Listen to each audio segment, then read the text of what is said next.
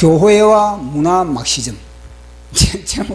제목이 뭐냐면요, 교회와 문화 막시즘입니다. 어떻게 보면 말씀과 문화 막시즘, 이렇게 할 수도 있습니다. 그들은 성경을 읽지도 않으면서 우리를 아는데, 우리는 성경을 읽으면서 그들을 모른다. 보시오. 우리는 시편 2편을 가지고 있으면서 이 세상의 문화가, 그 배후의 사단이 어떻게 우리를 갖다가, 교회를 갖다가, 가정을 갖다가 이 모든 세상의 그런 하나님의 법을 파괴하는지 그들은 너무나 잘 알고 있다는 거예요. 물론 우리는 성경을 읽으면서도 우리는 성경 안에 갇혀가지고, 글자 안에 갇혀가지고 우리는 천지분간을 못하고 있는 겁니다. 그게 뭐냐, 어제 강화문에 그 동성애 반대하는 그들, 동성애 반대 중요한 이유는 시를 따라, 때를 따라, 상황에 따라 그걸 해야지, 무턱대고 그걸 갖다가, 지금은 그런 상황이 지금 굉장한 촉급한 그런 상황인데, 부정투표를 통해서 지금 대한민국이 지금 많으냐 안 많으냐 이런 상황인데, 아주 지역적인 걸 가지고, 아니 나무를 베려면은 둥치를 베야지 지역적인 가지치기를 하고 있으면 되겠습니까? 그 수많은 인원을 가지고, 그 수많은 에너지를 가지고.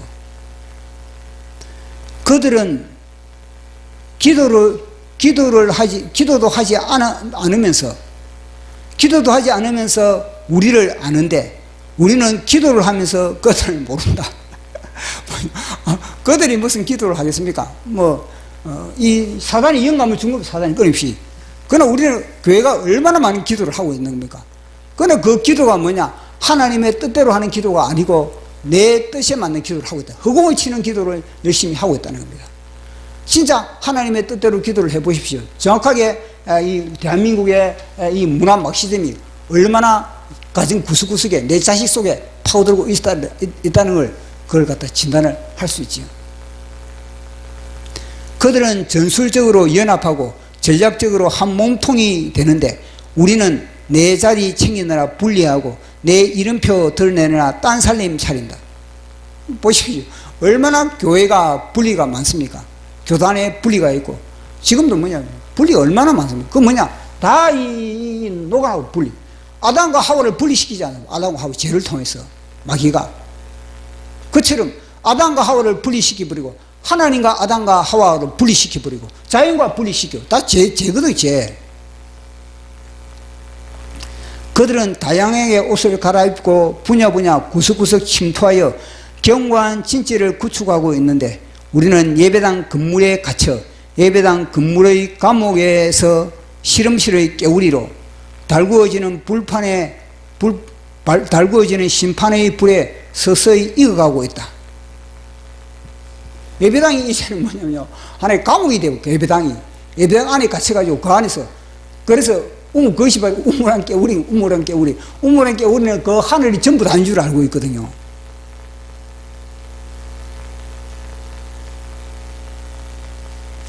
하늘이여 보아라, 광화문의 외침에 귀를 막는 한국 교회를.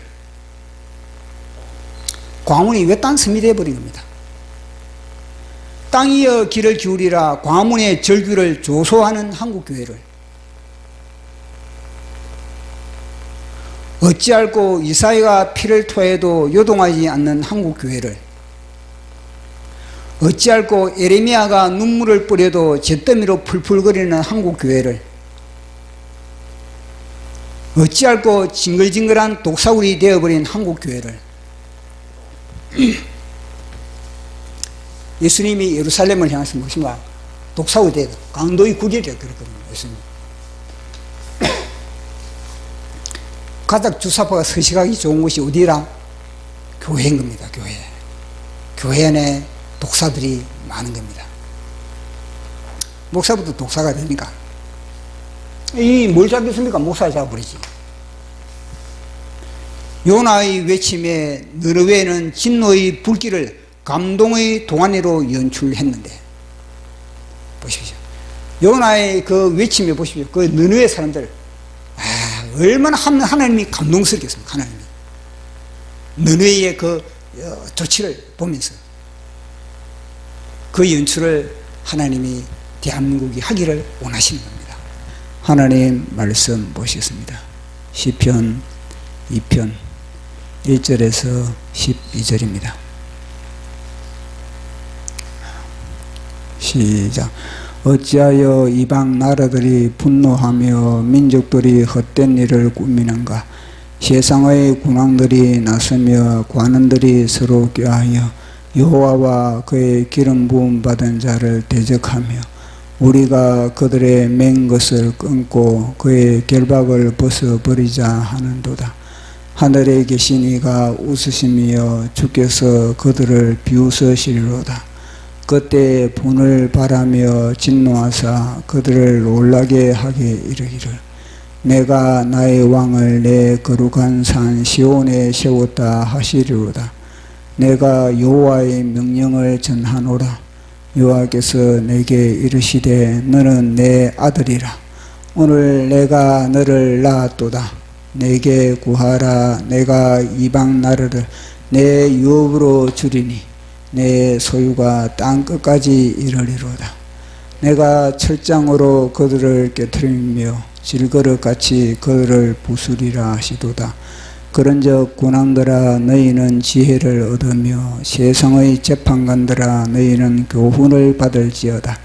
여호와를 경외함으로 섬기고 떨며 즐거워할지어다. 그의 아들에게 입맞추라. 그렇지 아니하면 진노하심으로 너희가 길에서 망하리니 그의 진노가 급하심이라. 여호와께 피하는 모든 사람은 다 복이 있도다. 아멘. 기도하겠습니다. 성삼위일체 하나님 아버지, 오늘도 이 공간에 많은 천사를 대동하시고 우리 예배를 받으시기 위하여 좌정하심을 감사합니다. 성령 하나님의 기름 부으신 바 가운데 우리 각 사람을 하나님의 말씀의 현장으로 이끌어 주시고 우리의 아담의 자아가 다 십자가에 처리되고 예수 그리스도의 자아로 형성화되는 예수 그리스도의 복음의 연합이 되는 소중한 시간 되게 하여 주시옵소서. 말씀의 빛을 받을 때 우리 속에 모든 어그러졌던 것들이 서로 상합되게 하여 주시고 영혼 육이 치료받게 하여 주시고 새롭게 거듭나는 소중한 생명의 잉태와 생명의 출산의 시간 되게 하여 주시옵소서. 말씀을 전하는 제 자신도 주님께서 저에게 부어주신 영감을 아낌없이 풀어내는데 조금도 부족함이 없게 성령 하나님의 기름 부으심이 넘쳐나는 소중한 시간 되게 하여 주시옵소서. 이 모든 것 감사 영광 돌리며 예수님 이름으로 기도드리옵나이다. 아멘. 시편은 1편에서 150편으로 구성되어 있습니다. 이 150편까지 어떻게 구성되어 있냐면은 우리가 생각할 때는 그게 배치가 중구난방식으로 그렇게 배치가 되어 있는 그런 생각을 할 수 있는데 그게 아니고 아주 일목요연하게 이 구성이 되어 있는 겁니다. 그러니까 마치 우리 성경의 배열이 모세오경에서 그 다음에 역사서 그 다음에 또 선지서 복음서 이렇게 구성되어 있는 것과 마찬가지로 이 시편 150편도 다 그렇게 질서정연하게 그렇게 구성이 되어 있는 겁니다. 마치 하나님이 우주 만물을 창조하실 때 질서정연하게 일목요연하게 그렇게 창조하신 것과 마찬가지로 시편 이 1편에서 150편까지도 그렇게 하나님의 질서가 있고 그것에 목적이 있고 의미가 있는 것을 우리는 발견을 할 수가 있는 겁니다. 그래서 시편 1편과 2편은 시편의 서론에 해당합니다. 서론에 1편과 2편은 시편의 그런 서론에 해당합니다. 그 서론이면서도 이 1편, 2편 속에 시편의 150편의 핵심이 그것에 담겨 있는 겁니다. 하나님의 마음이 엑기스로 시편 1편과 2편에 그렇게 농축되어 있는 그런 부분을 보게 되는 겁니다. 그래서 시편 1편, 2편만 잘 소화시키면은 시편 전체를 그렇게 다 먹은 것과 같은 겁니다. 시편을 통해서 그 모든 것을 그렇게 소화를 시킬 수가 있는 겁니다. 그래서 시편 1편, 2편이 이제 하나의 그런 서론의 역할을 감당하고, 그러니까 시편 1편을 통해서 이제 복 있는 사람과 복이 없는 사람에 대해서 이야기를 하고 있는 겁니다.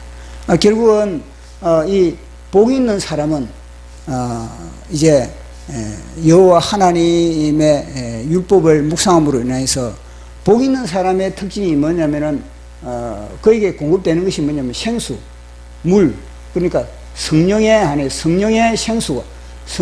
생수가 그에게 공급되고 있는 겁니다.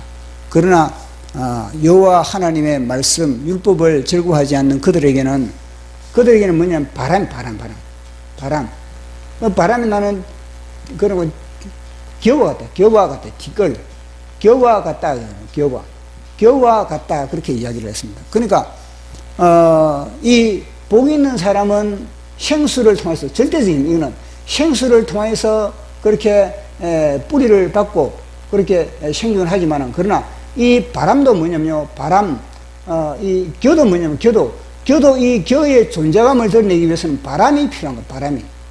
그러니까 이 복 있는 사람도 이제는 생수가 필요해요, 생수가. 복 있는 사람은 생수가 필요하고, 이 겨는 뭐냐면 바람이 필요해요, 바람의 힘으로 이제는 겨의 존재감을 그렇게 드러내는 겁니다. 마치 복 있는 사람이 성령의 생수를 통해서 자신의 그런 하나님의 형상으로 그렇게 복된 삶을 살아가듯이, 이 겨도 말이에요, 겨도 뭐냐, 누구의 힘을 받느냐, 바람의 힘을 받고 있는, 바람의 힘을 받아 자기의 존재감을 드러내고 있는 겁니다. 마치 연을 생각하면은, 연은 바람이 불어야 된다. 바람이 불면은 연은 공중으로 부양할 수가 있는 겁니다. 그래서 연은 공중으로 부양해가지고 자신을 마음껏 그렇게 춤추면서 그렇게 떠 있는 것처럼, 이 겨도 바람이 불지 않으면 땅바닥에 이 겨가 하나의 그런 짓밟히는 그런 하나의 존재에 불과한 겁니다. 그러나 이 겨가 자기의 존재감을 드러내기 위해서는 뭐냐면 바람이 불어줘야 돼요, 그 바람의 힘으로 이 겨는 자신의 그런 삶을 그렇게 활짝 꽃을 피우고 있는 겁니다. 그래서 이 겨가 무엇입니까? 무슨 바람이, 여기에 부는 바람 무슨 바람입니까? 주로 뭐 음란의 바람, 그럼 불순종의 바람, 거역의 바람, 주사파의 바람, 이런 바람으로 인하여서 그렇게 이 겨는 자신의 그런 역할을 그렇게 감당하면서 하나님의 나라를 대적해 나가는 것이 바로 이 겨라는 겁니다. 그래서 겨도 뭐냐면 이 악한 바람에 따라서 움직이는 겁니다. 바람에 굉장히 민감한 겁니다. 뭐 마찬가지거든요. 뭐냐면 물가에 심겨 있는 이 생명나무도 말이에요. 물가에 심겨 있는 생명나무도 물이 절대적으로 공급되지 않으면은 그렇게 생명나무가 시절을 쫓아서 과실을 맺지 못하는 것처럼, 여기는 바람이 없으면은 자기의 역할을 감당하지 못하는 겁니다. 결국 무엇이냐면 영의 작용. 영의 어떤 영을 내가 공급받느냐, 성령의 생수를 내가 공급받느냐, 아니면은 세상의 이 바람, 세상의 영을 공급받느냐, 거기에 따라서 하나의 그런 뭐라 그럴까, 옥토가시에 불과한 그런 인간은 그런 존재라는 것을 그렇게 밝히고 있는 겁니다. 그리고 이제 서론을 겠던 이제 본론이 뭐냐면, 시편의 본론이 3편부터 146편, 시편 3편부터 146편이 이제 시편의 이 본론인 겁니다. 여기에 보면은 주로 어떤 내용이 특징이 있냐면은, 그러니까 탄식이 뭐냐, 끊임없이 탄식이 이어져요, 탄식이. 이 그래프가 이렇게 되어 있다면은, 이게 중간에 한, 중간에 한 75편이다 치면은, 이 탄식이 거의 다 70%의 이 감사와 찬양은 겨우 30%밖에 안 되는 겁니다. 감사와 찬양은 30%밖에 안 되는데, 그 이후로 가면 갈수록 뭐냐면요, 거의 찬양과 감사로 그렇게 충만해져 가고 있는 겁니다. 그러니까 나중에는 맨 마지막에 할렐루야 찬양으로 마감하고 있죠. 맨 마지막 시편 146편부터 146편부터 5편까지 마지막 5편까지 할렐루야 찬양, 할렐루야 시편이 마지막 5편 할렐루야 찬양이지 않습니까? 그래서 할렐루야 거의 하나님의 성소에서 주님을 찬양하라. 그의 높으신 궁창에서 여호와를 찬양하라. 그리고 그의 능력을 따라서 여호와를 찬양하라. 그의 지극히 높으심을 따라서 여호와를 찬양하라. 그러면 나팔 소리로 찬양하라. 그럼 또 수금으로 찬양하라. 또 피아노로 찬양하라. 그다음에 드럼으로 찬양하라. 그럼 또 기타로 찬양하라. 다양한 악기가 이제 등장하고 있는 겁니다.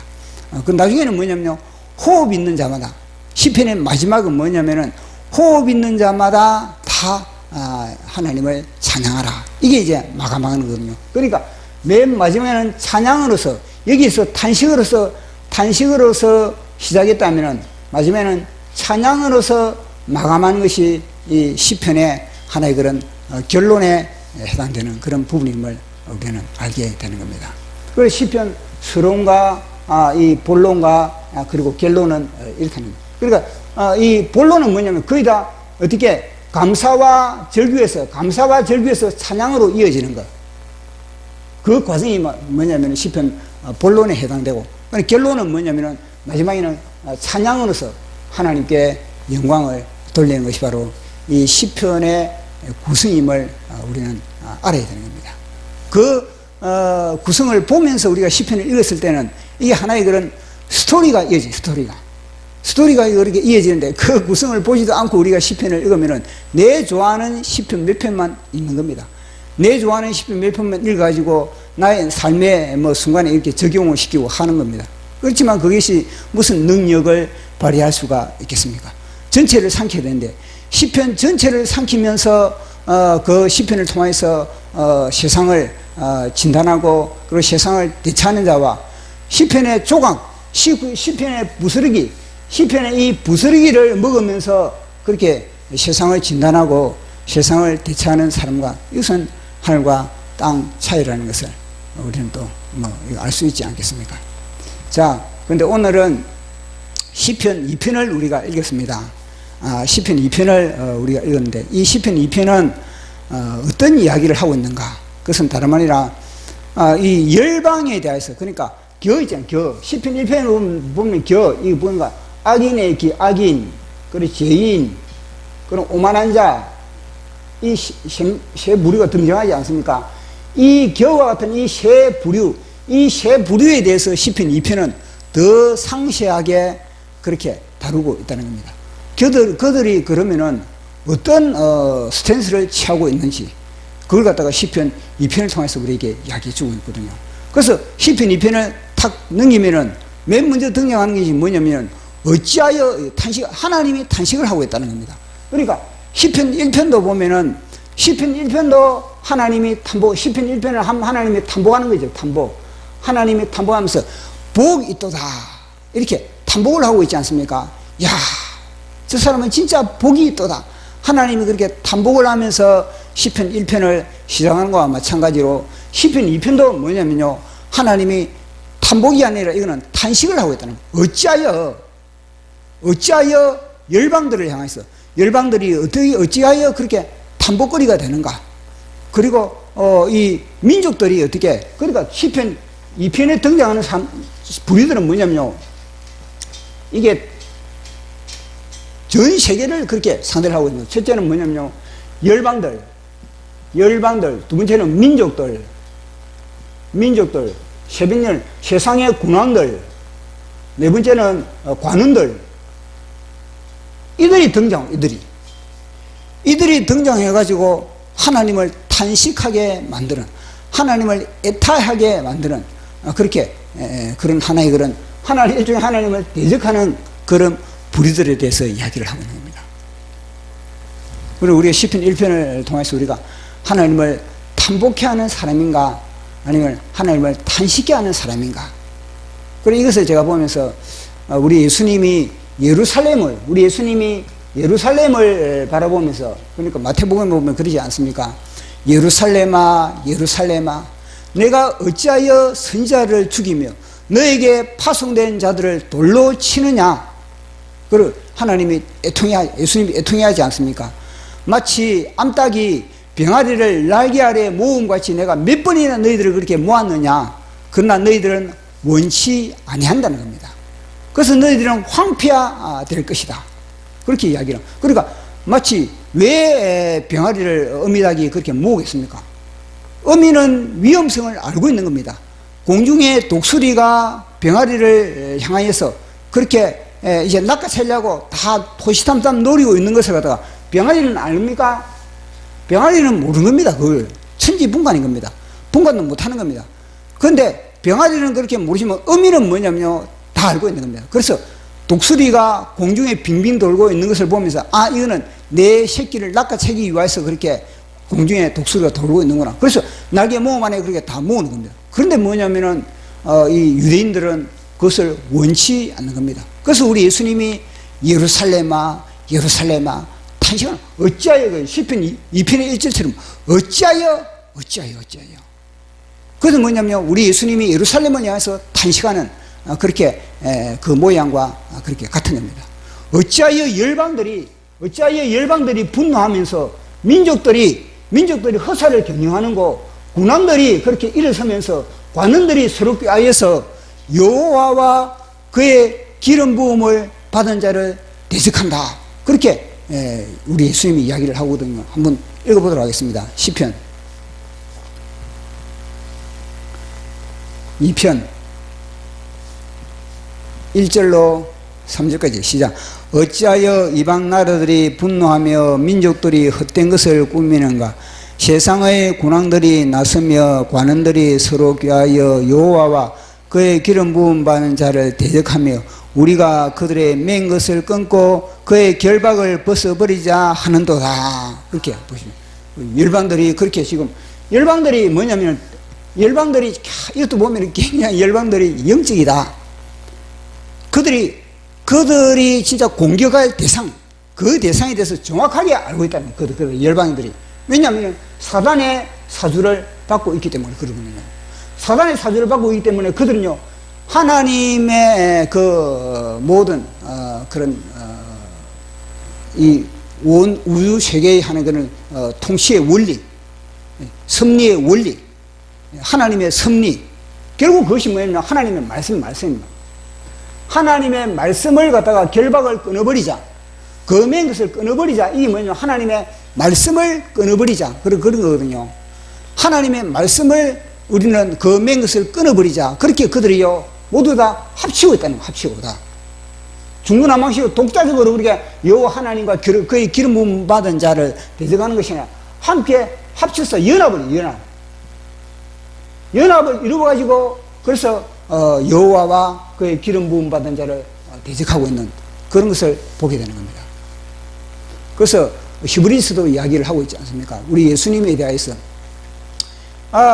하나님이 이 세상을 향해서 그렇게 선지자를 통해서 여러 모양과 여러 형태로 그렇게 사람들에게 하나님의 뜻을 전했다.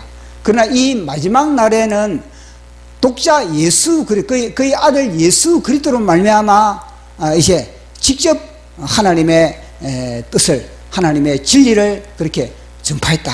그렇게 이야기를 하고 있습니다. 그런데 이 예수 그리스도는 누구냐? 누가? 이 예수 그리스도는 만유의 상속자, 만유의 상속자이면서, 그리고 뭐냐면요, 이 만유를 갖다가 창조했다는 겁니다. 뿐만 아니라 이것은 영광의 광채, 예수 그리스도는 뭐냐면 하나님의 영광의 광채라는 겁니다. 그리고 또 나서는 그 하나님의 영광의 광채의 본체라는 본체. 그리고 또 뿐만 아니라 말씀으로 뭐냐면 예수 그리스도께서 말씀으로 천하 만물을 부여잡고 있다는 거예요. 말씀으로 천하 만물을, 영계도 말씀으로, 천사도 말씀으로 부여잡고 있고, 악한 영계도 말씀으로 부여잡고 있고, 모든 피조세계도 말씀으로 부여잡고 있고, 우리의 모든 기관들, 우리가 지금 숨을 쉬고 숨을 지금 내뱉고 우리 속에 심장이 뛰고 뛰지 않는 것, 우리 눈이 깜짝거리는 것, 다 뭐냐면 하나님의 말씀에 붙잡힌 바 되어 있다. 그렇게 이야기를 하고 있는 겁니다. 말씀으로 천하 만물을 예수 그리스도 부여잡고 있고, 뿐만 아니라 그의 피로서, 그의 예수 그리스도의 피로서 우리의 죄를 정결케 하고, 지금은 어디 있느냐? 하나님의 보좌 우편에 가시다. 정확하게 예수 그리스도가 누구신가? 그것을 갖다가 히브리서 1장을 통해서 우리에게 이야기해주고 있거든요. 이건 너무나 중요한 겁니다. 자, 우리 한번 히브리서 1장을 한번 읽어보도록 하겠습니다. 히브리서 1장 1절로 3절까지 시작. 옛적의 선지자들을 통하여 여러 부분과 여러 모양으로 우리 조상들에게 말씀하신 하나님이 이 모든 날 마지막에는 아들을 통하여 우리에게 말씀하셨으니, 이 아들은 만유의 상속자로 세우시고 또 그로 말미암아 모든 세계가 지어졌느니라. 이는 하나님의 영광의 광채시요 그 본체의 형상이라. 그의 능력의 말씀으로 만물을 붙드시며 죄를 정결케 하는 일을 하시고 높은 곳에 계신 지극히 크신 이의 우편에 앉으셨느니라. 아멘. 보십시오. 예수 그리스도께서 이 우주 만물을 갖다가 능력의 말씀, 그 권능의 말씀으로 이 우주 만물을 다 부여잡고 그렇게 통치하고 관리하고 운행하고 있다는 것을 성경이 그렇게 우리에게 정확하게 증거하고 있는 겁니다. 그래서 마귀는 뭐냐? 이들은 마귀의 사주를 받아가지고 여호와와 그의 기름 부은 자를 이제 대적한다. 이 기름 부은 자는 사실은 이스라엘의 왕들이거든요. 이스라엘 왕들. 근데 그 이스라엘의 왕들이 나중에는 뭐냐면 하나의 예표입니다. 예표. 이 이스라엘 왕들을 통해서 결국 뭐냐면요, 기름 부음을 받은 자, 삼중 기름 부음을 받는 예수 그리스도를 예표하고, 예수 그리스도를 예표하고 있는 것이 바로 기름 부음을 받은 자, 시편 2편에 등장하는 그런 기름 부음을 받은 자거든요. 결국 그것은, 결론은 뭐냐면 예수 그리스도를 의미하고 있는 것이다. 그렇게 알면 되는 겁니다. 사도행전에도 그 이야기를 하고 있고, 사도행전에도 기름 부음을 받은 자를 대적한다. 그렇게 헤롯 왕과 그리고 본디오 빌라도가 이방인들을 통해서 그의 기름 부은 여호와와 그의 기름 부은 자를 대적하여 우리의 복음을 전파하지 못하게 만든다. 그러면서 초대교회 때 그렇게 시편 2편을 그렇게 해석을 하고 있는 겁니다. 그래서 기름 부음을 받는 자는 예수 그리스도거든요. 자, 그러면 이들이 열방이, 그리고 또 민족들이, 또 나아가서는 이 세상의 군왕들이, 그리고 이 관원들이 여호와와 그의 기름 부음을 받은 자를 그렇게 대적하는데, 그 대적하는 게 뭐냐? 맨 것을 끊고, 그러니까 아까 전에 말씀했지 않습니까? 말씀을 갖다가 그들은요 철폐하겠다는 겁니다. 말씀을 무력화시키겠다는 겁니다. 그러면은 그들이 어떻게 그러면 이 말씀을 무력화시키는가? 어떻게 그들이 그러면 여호와 하나님의 말씀을 무력화시키는가? 그것은 다름 아니라 이들도 뭐냐면요, 법을 만들어요. 법을. 이들도 법. 하나님의 이 법, 하나님의 말씀, 하나님의 율법, 하나님의 정의의 법, 이 법을 갖다가 무력화시키기 위해서 그들도 뭐냐면 법을 만들어요. 그들도 법을 만들어가지고 세상의 법 보십시오. 모든 열방들이, 민족들이, 세상의 군원들이, 그리고 이 관원들이, 이들이 뭐냐면 굉장히 높은 자리에 그 나라들마다, 민족들마다 머리가 되어 있다는 겁니다. 머리가 되어가지고 법을 만들어가지고, 이 법을 만들어가지고 뭐냐면 하나님의 말씀을 갖다가 철폐하고자 하는 그런 그들의 계계와 그들의 기술과 그들의 의도를 갖다가 폭로하고 있는 것이 바로 시편 2편의 이야기라는 것을 우리는 알아야 되는 겁니다. 그래서 그럼 지금 이 시대에 그러면은 이들이 어떤 법을 갖다가, 이 법, 사실 말씀의 싸움이라는 것은 우리가 모두 그러지 않습니다. 이거는 말씀 싸움입니다. 이건 뭐냐면요, 법싸움, 법싸움. 지금 대한민국도 지금 법싸움이거든요. 치열하게 지금 법을 갖다가 뭐냐면요, 법을 만드는 데가 국회거든요. 그러니까 국회에서 이 법을 만들기 때문에 국회를 갖다가 누가 장악하느냐? 이 여호와와 그의 기름 부음을 받은, 영향을 받은 하나님의 백성들이 국회를 장악하느냐? 아니면 이들이 마귀의 사주를 받고 있는 이들이 국회를 장악하느냐? 여기에 따라서는 이제 대한민국의 운명이 결정되어 버리는 겁니다. 그래서 이들을 보면은, 역사적으로 보면 이들이 처음에는 뭐냐면은, 어떤 법을 만들어가지고 하나님의 법을 갖다 그렇게 무력화시키고 대적하는가. 첫째는 이걸 갖다 공산주의. 공산주의 이 사상을 가지고, 그런 법을 가지고 이제는 이 세상을 갖다가 완전히 그렇게 벌겋게 물들인 겁니다. 완전히 자기 풍만으로 자극을 한 겁니다. 그런데 이 공산주의가 결국 어떻게 됐습니까? 안 맞는 겁니다. 먹혀들지가 않는 건데, 처음에는 매력있게 선악과로 우리에게 다가왔지만, 그러나 공산주의를 하면 할수록 뭐냐면요, 살인, 하면 할수록 뭐냐면요, 민족 파괴, 하면 할수록 뭐냐면 수많은 사람들이 굶어 죽어가고 있는 그런 시상이 드러나는 겁니다. 그러다 보니까 이 공산주의를 갖다 다 뭐냐면요, 사람들이 나라들마다 이제는 폐기 처분하는 그런 수순에 들어간 겁니다. 자, 그러면은 마귀가 이 공산주의 사상을 갖다가 그렇게 가져왔는데, 사람들에게 이렇게, 이들에게 열방, 민족들, 군왕들, 이들에게 주입시켰는데, 그러면 이 마귀가 이 공산주의 사상을 갖다가 그러면 포기하겠습니까? 아닌 겁니다. 마귀는 이 공산주의 마르크스 사상을 갖다가 다시 다른 옷을 갈아입니다. 다른 옷을 갈아입어가지고, 지금은 뭐냐면은, 현대는 지금 어떤 제작을 그들이 짜고 있느냐면요, 문화 막시즘.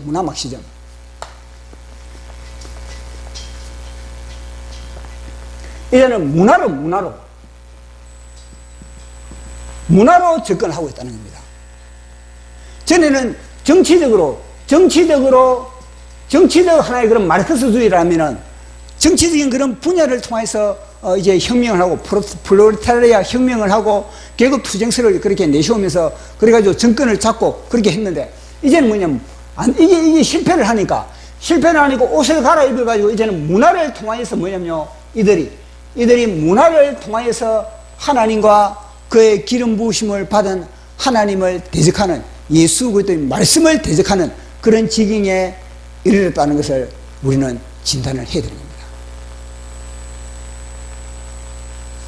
그들이 보십시오. 처음에는 이 공산주의를 통해서 그렇게 이 전 세계에 그렇게 혁명을 일으켰습니다. 근데 혁명을 일으켜 보니까, 이 2차 대전 때 보니까, 노동자들이 다, 모든 나라들마다 노동자들이 이제는, 이게 뭐냐면, 노동자들이 이제는 이 혁명을 일으켜야 되거든요. 계급 투쟁설에 의해서. 근데 노동자들이 나라들마다 안 일어나는 겁니다. 노동자들이 왜 저렇게 움직이지 않지? 이런 대로 안 되는 겁니다. 그래, 가만히 그들을 갖다가 진단을 해보니까, 저 서구 유럽에는 보니까 기독교라니, 기독교 문화가 가정과 사회, 이 모든 것을 다 그렇게 깔려 있다는 것을 그들이 발견을 하게 되는 겁니다. 그래서 이제 루카치라든지 헝가리 사상가, 헝가리의 그 마르크스주의자 루카치라는 사람이라든지, 아니면은 안토니오 그람시라는 사람들이 이걸 발견한 겁니다. 그리고 여기서 특히 안토니오 그람시는, 이탈리아 공산주의자 안토니오 그람시는 뭐냐면은, 이걸 그러면은 저 기독교를 갖다가 어떻게 전략적으로, 전술적으로 파괴할 수 있는가? 그걸 갖다가 골똘히 연구를 한 겁니다. 그래서 감옥에서 골똘히 그래서 누구로부터 영감을 받았겠습니까? 마키로부터 감옥에서 그렇게 감옥살이를 하면서 집중적으로 그렇게 영감을 받게 됐다는 겁니다. 그러면서, 왜 이 공산주의 혁명이 일어나지 않는가? 왜 유럽에 가면은, 유럽의 이 기독교 벨트에 가면 왜 이 공산주의 혁명이 일어나지 않고 영국의 공산주의 혁명이 일어나지 않는가? 그걸 이제는 이 안토니오 그람시가 골똘히 연구를 한 겁니다. 그 연구를 한 결과가 뭐냐면, 이들은 가정과 사회가 기독교로 그렇게 완전히 그렇게 무장을 하고 있구나. 이걸 깨달은 겁니다. 자, 그러면은 이 기독교를 그러면 깨뜨리기 위해서는 어떻게 해야 되는가? 그것은 뭐냐면 문화로 접근해가지고 이제는 진지를 구성한 진지. 단순히 이거는 정치적 혁명으로 이거는 되는 것이 아니라, 정치적 혁명을 하기 전에 먼저 문화혁명, 그러면 사상혁명, 이런 이 혁명을 통해서 그렇게 나중에는 정치적 혁명을 나가는 그런 하나의 그런 기동전, 마지막에 기동전을 정권을 탈취하는 이 기동전을 펼치자. 이게 바로 이 안토니오 그람시의 그런 하나의 제작이거든요. 그래서 안토니오 그람시의 11가지 계명이 있지 않습니까? 계명이. 11가지 계명이 뭐냐면은, 이게 진지전을 위한 11가지 계명인 겁니다. 진지전을 위해서. 결국 11가지 계명은 뭐냐? 기독교를 파괴하기 위한 11가지의 그들의 계명인 겁니다. 그러니까 그들의 법이고 그들의 사상이고, 그리고 철저하게 그들은요, 이 11가지의 계명으로 무장을 하고 있는, 우리에게 10계명이 있다면은 그들에는요, 이 안토니오 그람시의 계명이 있는 겁니다. 그래서 제가 이야기했지 않습니까? 법과의 싸움이라고. 지금 말씀의 싸움이라는 것을 성경이 우리에게 이야기를 하고 있는 겁니다. 그래 하려면은, 그러면 이 기독교 문화를 파괴하기 위해서는 어떻게 되겠는가? 그건 뭐냐면, 사회를 갖다가 불안을 조성해야 돼요. 사회의 불안과 사회의 혼란을 갖다가 조성해야 된다는 겁니다. 마치 뭐냐면, 이 화분의 나무를 갖다가 그대로 꽂아 놓으면은 이 화분은 뿌리를 깊이 내려가지고 그렇게 아주 청청하게 살아갈 수가 있습니다. 근데 이걸 갖다가 자주 뽑는 겁니다. 자주 뽑아가지고 여기도 심었다가 또 한 이틀 있다가 또 뽑아가지고 여기 심었다가 또 뽑아도 여기 심었다가, 그러면 이 나무가 화초가 살아나겠습니까?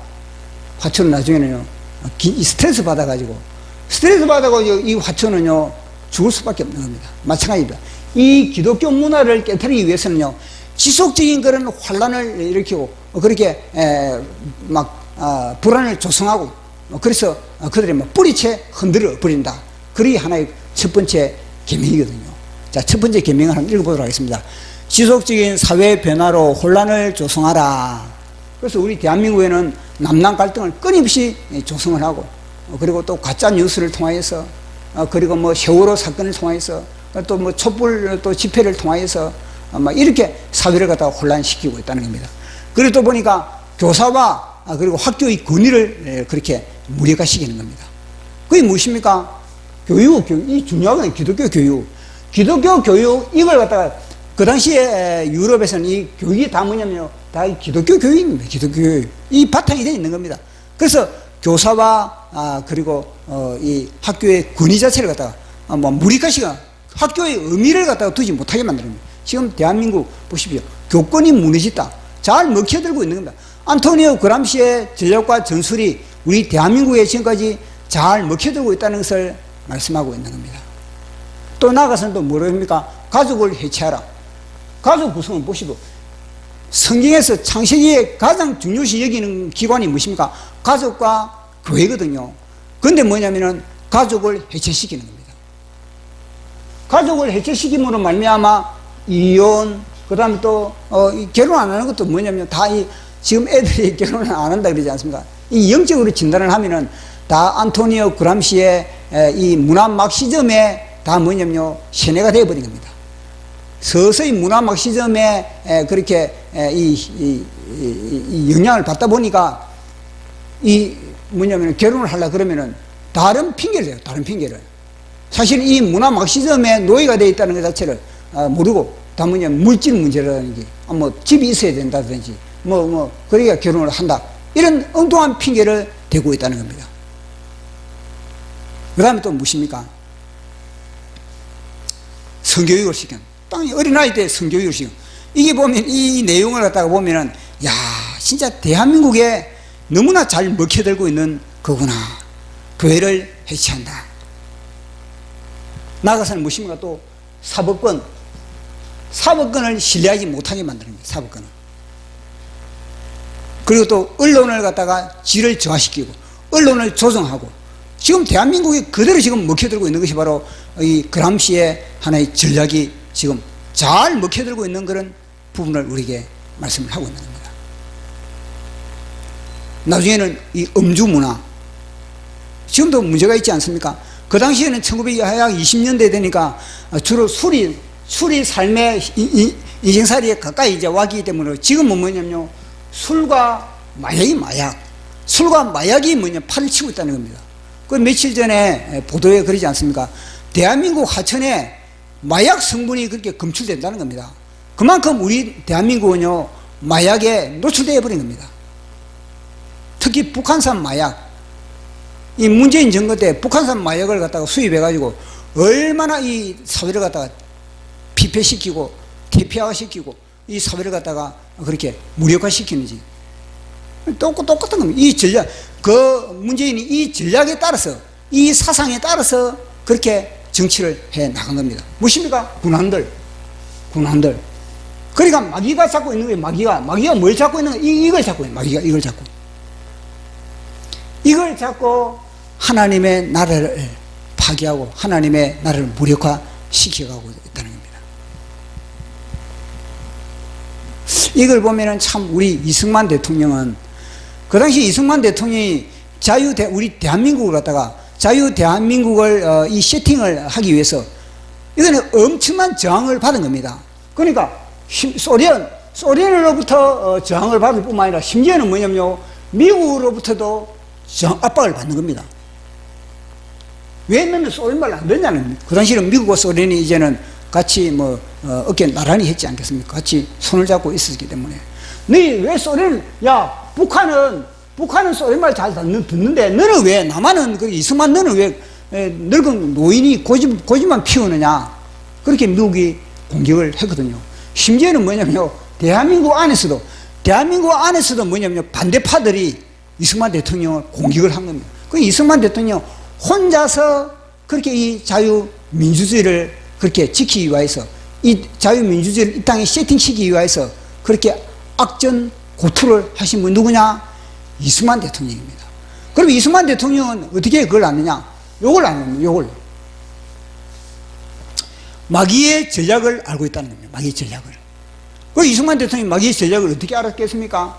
역시 뭐냐면 말씀을 통해서, 제가 볼 때는 시편 2편을 통해서, 이승만 대통령은 시편 2편을 통해서 저들이 공산주의, 그 당시에는 우리 이승만 대통령이 있을 때는 공산주의였으니까 저 공산주의가 뭐냐면 열방을 통해서, 그리고 민족들을 통해서, 그리고 세상의 군왕들을 통해서, 그리고 또 이 관원들을 통해서, 그러니까 이승만 대통령은 인사이트가 있으니까, 그러니까 다 성경을 통해서, 성경의 안경을 통해서 세상을 바라보고 있다는 겁니다. 그러니까 그 당시에 미국도 정확하게 진단을 해버린 거지. 소련을 진단하는 것은 말할 것도 없고 미국도 정확하게 진단을 하는 겁니다. 전 세계의 사상을 진단할 수 있는 눈은 예수 그리스도의 눈, 성령의 눈을 가진, 분별력을 가진 사람. 그러니까 보십시오. 복이 있는 사람은, 복이 있는 이승만 대통령은 악인의 길을 쫓지 않고 죄인의 길에 서지 않고 오만한 자의 길에 걷지 않고 늘 여호와의 하나님의 말씀을 주야로 묵상하기 때문에 우리 이승만 대통령은 분별을 할 수가 있다는 겁니다. 그러나 세상 사람들은 무엇입니까? 분별을 못하는 겁니다. 왜냐? 여호와의 율법을 주야로 묵상을 하지 않기 때문에 분별이 안 되는 겁니다. 이 공산주의가 얼마나 선악과로 다가옵니까? 처음에는 분별이 안 되는 겁니다, 그게. 근데 그거 다 넘어가 버리거든요. 그래서 이걸 통해서, 이 문화 막시즘이 지금 대한민국을 완전히 잠식하고 있다. 문화 막시즘으로 지금 대한민국은 위기 가운데 있다. 이걸 우리는 시편 2편을 통해서 우리는 진단을 할 수가 있는 겁니다. 하나님의 말씀, 그러니까 시편 1편이, 그러니까 시편 1편과 2편은 분리되어 있는 것이 아니라 연결되어 있는 겁니다. 맨 마지막에도 그러거든요. 시편 2편의 맨 마지막에도 복에 대해서 이야기하거든요. 여호와 하나님께 피하는 자, 그의 아들 예수 그리스도에게 입을 맞추고 그의 아들에게 입을 맞추고 여호와 하나님께 피하는 자가 복이 있다. 그렇게 끝나거든요. 그러니까 맨 처음에 시편 1편이 복 있는 자를, 복 있는 사람은부터, 시편 1편이 어떻게 시작합니까? 시편 1편이 복 있는 사람으로부터 시작하지 않습니까? 그러면서 시편 2편의 마지막이 뭐냐면요, 여호와 하나님께 피하는 자가 복이 있다. 그래서 복으로부터 시작해가지고 복으로 끝나는 겁니다. 그래서 이걸 갖다가 수사법으로 수미상관법이다 이렇게 이야기를 하고 있지 않습니까? 그리고 이 운율을 갖다가 머리에와 맨 마지막에 말미에 이렇게 똑같은 그런 어구를 두면서 리듬을 갖다가 그렇게 또 집어넣고, 그리고 또 여운을 집어넣고, 낙선 안정감, 그 시에 대한 그런 안정감을 그렇게 주기 위해서 이 수미상관법을 그렇게 우리 하나님이 성령님이 이용을 하고 있거든요. 그리고 그 복에 대한 그런 이야기를 하고 있는 거예요. 그 결국 뭐냐면 시편 1편이 무장이 돼야 돼요. 무장이. 시편 1편이 무장이 되었을 때 비로소 뭐냐면 이걸 진단할 수 있는 이 문화막시점, 이 문화막시점을 우리는 진단을 하게 되는 거예요. 그래서 그들은요 연합을 하고 굉장히 영적 연합을 하면서 그들이 맨 것을 그렇게 끊기 위해서 그렇게 최고의 모든 총동원하는 겁니다. 특히 동원한 것이 뭐냐면 아까 전에 말씀했지 않습니까? 법을 가지고. 왜냐? 여호와 하나님의 법을 갖다가 무력화시키기 위해서 그들도 뭐냐? 세상의 법을 갖다가 만들어 가지고 그들은 이제 여호와 하나님의 법을 무력화시키 나가는 겁니다. 그래서 국회가 얼마나 중요해요. 국회가. 그래서 정광훈 목사님이 그렇게 자유통일당을 만들어 가지고 국회의원을 만들려고 애쓰는 것이 뭐냐? 정광훈 목사님도 이 원리를 알기 때문에 그렇게 한 거거든요. 그런데 어제 우리가 이 광화문에 갔을 때 보십시오. 이 동성애법 철폐, 아니 그 교회에 그 많은 그런 인원과 에너지를 동원시켜 가지고 교회 철폐도 동성애법도 중요합니다. 동성애 이걸 갖다가 철폐하는 것도 중요한 겁니다. 그렇지만 지금 우리 발등에 떨어진 것이 무엇입니까? 국회를 점령해요. 국회를 점령하기 위해서는 무엇입니까? 그들의 부정투표를 갖다가 정확하게 그걸 갖다가 이제 교회가 이슈화 시켜야 되는데, 교회가 뭐냐면 쌍뚱한 망장의 에너지를 갖다가 소진하고 있다는 겁니다. 제가 볼 때는 그게 분통이 터지는 겁니다. 아니 이 많은 젊은 에너지를 갖다가, 이 왕성한 에너지를 갖다가 광화문과 함께 합쳐가지고 이 부정투표에 대해서 국회를 향해서 그렇게 정확하게 한 목소리를 낸다면은 관철되지요. 그런데 제가 볼 때는 그게 너무나 안타까운 그런 모습을 보게 되는 겁니다. 그래서 우리는 여호와의 율법을, 시편 1 똑같은 겁니다. 시편 1편에 복 있는 사람은 악인의 꾀를 쫓지 않고 주야로 여호와의 율법을 묵상하는 그런 영혼인가 그렇지 않은가에 대해서 그 인생이 결정되어 버린 겁니다. 아브라함도 마찬가지거든요. 아브라함도 주야로 여호와의 하나님의 말씀을 갖다가 묵상했을 때는 하나님과 동행을 했지만, 그러나 묵상하지 않았을 때는 무엇입니까? 하갈을 통해서 이스마엘을 낳게 되는 겁니다. 하갈을 통해서 이스마엘을 낳으니까 하나님이 어떻게 됩니까? 하나님이 떠나버린 겁니다. 그러니까 그 속에, 하나님이 떠나니까 그 속에 어떻게 된 일인가? 흑암이. 하나님의 말씀이 없으면 그 속에 흑암이 임하거든요. 혼돈과 공허와 깊은 흑암이 임할 수밖에 없는 겁니다. 하나님을 떠나버리면 그가 악인이고 죄인이고 오만한 자리에 앉을 수밖에 없는 겁니다. 아브라함도 마찬가지고, 다윗도 뭐냐면요, 하나님의 말씀을 떠나버리니까, 주야로 하나님의 말씀을 묵상하지 않으니까 어떻게 됩니까? 바시바와 엉뚱한 짓을 하고 있는 겁니다. 그래서 그 죄가 나중에는 우리아 장군을 사주해가지고 죽여버리지 않습니까? 그게 뭐냐면 다윗 속에 혼돈과 공허와 깊은 흑암입니다. 결국 나아가서는 이스라엘 백성들이 이 바벨론의 포로도 그게 마찬가지입니다. 그들이 주야로 여호와의 율법을 묵상하지 않으니까 결국 무엇입니까? 이들이 세상에, 이들이 뭐냐면요, 완전히 낚아채버린 겁니다. 이들의 밥이 돼, 밥이.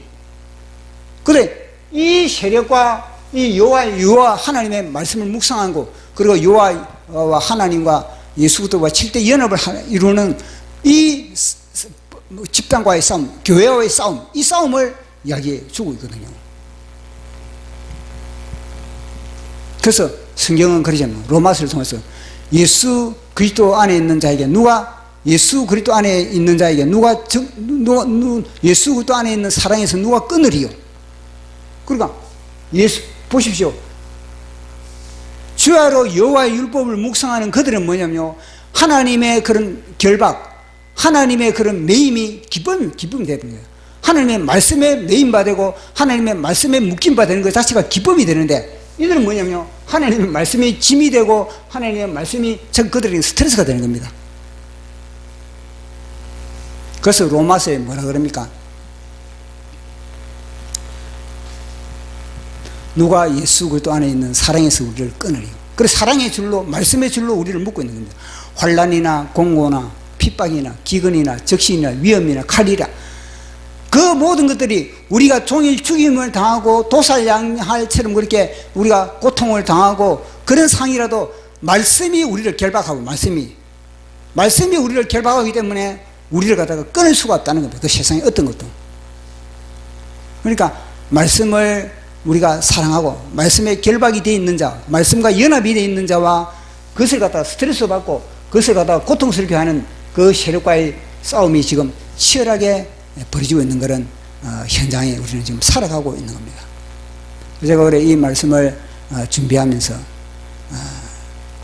참 이 그들, 이 열방들, 그리고 또 이 민족들, 그리고 이 왕들, 그리고 이 관원들, 굉장히 이거는 영적이구나.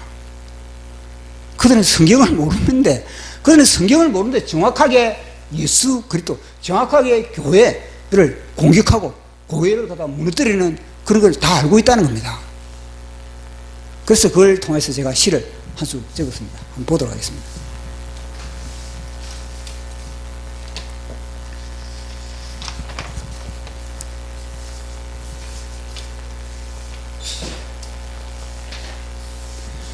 교회와 문화 막시즘. 제목이 뭐냐면 교회와 문화 막시즘입니다. 어떻게 보면 말씀과 문화 막시즘, 이렇게 할 수도 있습니다.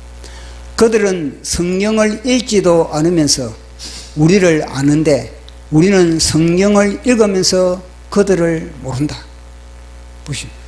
우리는 시편 2편을 가지고 있으면서 이 세상의 문화가, 그 배후의 사단이 어떻게 우리를 갖다가, 교회를 갖다가, 가정을 갖다가 이 모든 세상의 그런 하나님의 법을 파괴하는지 그들은 너무나 잘 알고 있다는 거예요. 우리는 성경을 읽으면서도 우리는 성경 안에 갇혀가지고, 글자 안에 갇혀가지고 우리는 천지분간을 못하고 있는 겁니다.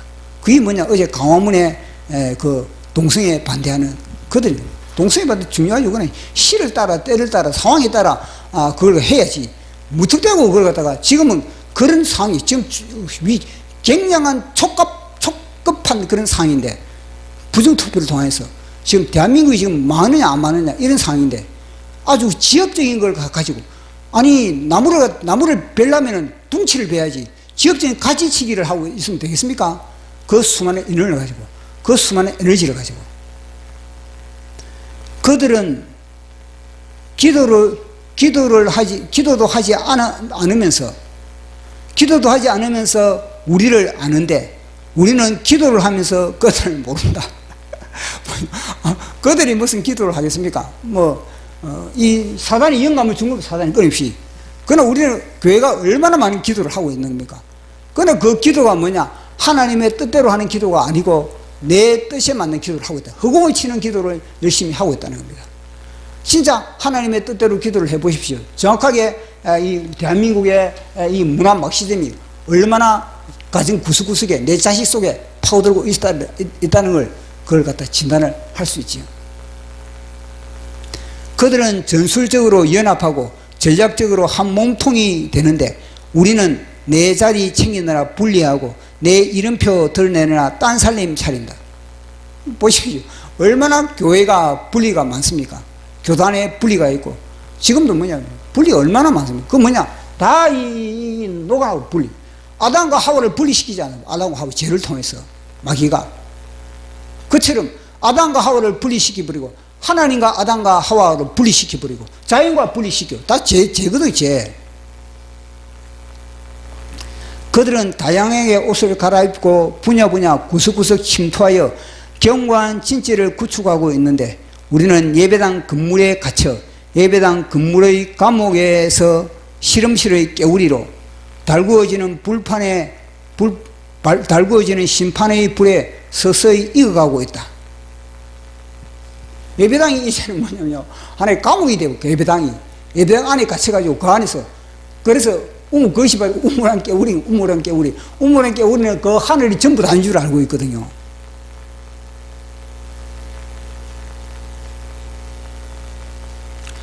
하늘이여 보아라. 과문의 외침에 귀를 막는 한국 교회를.